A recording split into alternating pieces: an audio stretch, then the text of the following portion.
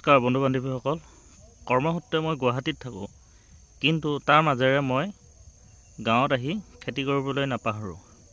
এয়া চাওক মোৰ সৰিয়হৰ খেতি, আৰু মাকৈ খেতিও আছে, আলু খেতিও আছে। আপোনালোকক দেখুৱাম কেনেকুৱা হৈছে, আপোনালোকে ক'ব। এইবাৰ খেতি কৰা ভাল লাগিছে, আপোনালোকে লাইক কৰিব আৰু কমেণ্টো কৰিব খেতিৰ বিষয়ে কিবা জানিলে।